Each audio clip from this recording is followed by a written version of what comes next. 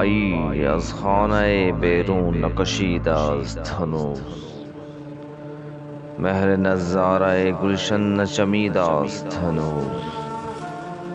چه شود گر به وصال دل شادان بکنی، جعفری لال لبی را نمکیده است هنوز. بسم اللہ الرحمن الرحیم۔ السلام علیکم ناظرین، آج میں موجود ہوں سندھ کے آخری تاجدار میر محمد نصیر خان تالپور المتخلص بجعفری کے۔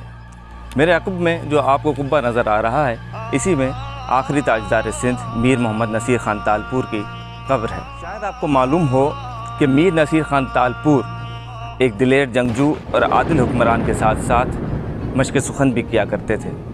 میرے ہاتھ میں دیوان جعفری کے نام سے یہ کتاب موجود ہے اور یہ ان کا اردو دیوان ہے۔ اس کے علاوہ انہوں نے کئی فارسی دیوان اور فارسی مثنویاں بھی تحریر کی۔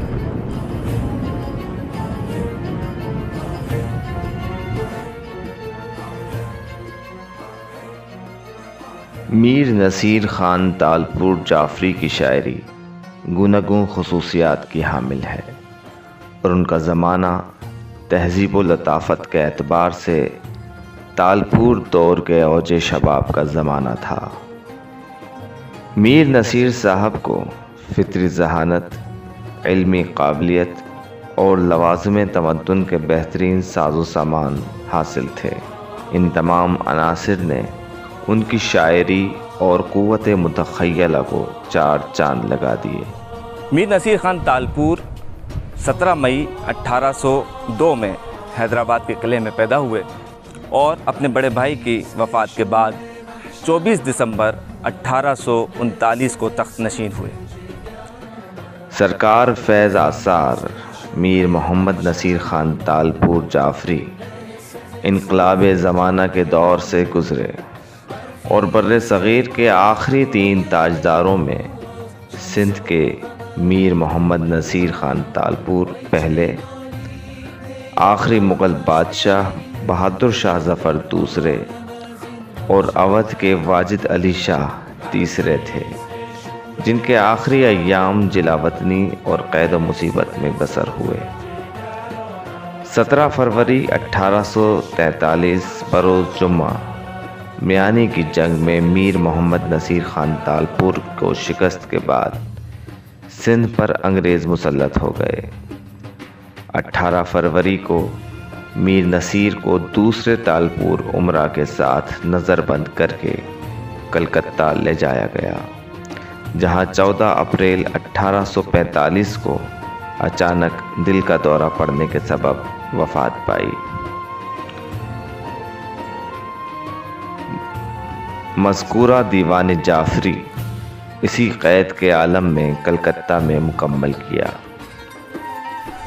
دیوان جعفری میں سے ان کا ایک حمدیہ کلام آپ کے سامنے پیش کر رہا ہوں بندہ ناچیز گناہگار خدا کا، بخشے گا مجھے نام ہے ستار خدا کا۔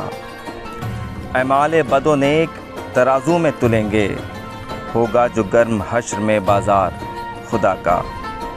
تھا عرش پہ احمد کو بلایا جو خدا نے، تھا عرش پہ احمد کو بلایا جو خدا نے، تھا اپنے ہی محبوب سے یہ پیار خدا کا۔ دل صاف ہے میرا ہے نہیں کینہ کسی کا، دل صاف ہے میرا ہے نہیں کینہ کسی کا، ناچیز ہوں بندہ میں گناہگار خدا کا۔ کیا خوف بھلا جعفری کو نارے سقر کا، عاشق ہوں نبی حیدر کرار خدا کا۔ وصیت کے مطابق میر صاحب کے جسد خاکی کو کربلا میں دفن کرنا تھا، لیکن وسائل نہ ہونے اور اجازت نہ ملنے پر دمدمہ کلکتہ میں تدفین کی گئی۔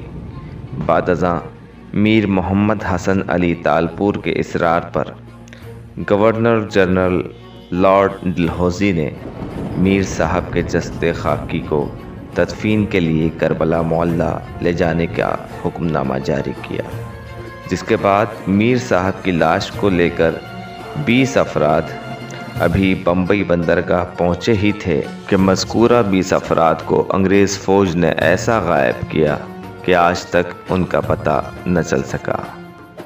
جس کے بعد میر صاحب کی لاش بمبئی سے حیدرآباد سندھ لا کر میروں کے قبے میں دفن کی گئی۔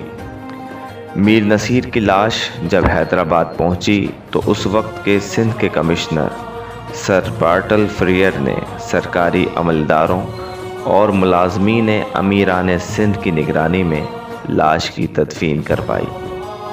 دیوان جعفری اور اردو مثنوی سفرنامہ جعفری 1844 کلکتے کی یادگار ہیں، جبکہ مذکورہ مثنوی میں تو میر صاحب نے عالم نظر بندی میں پیش آنے والے مصائب و مشکلات کو پرسوز انداز میں بیان کیا ہے۔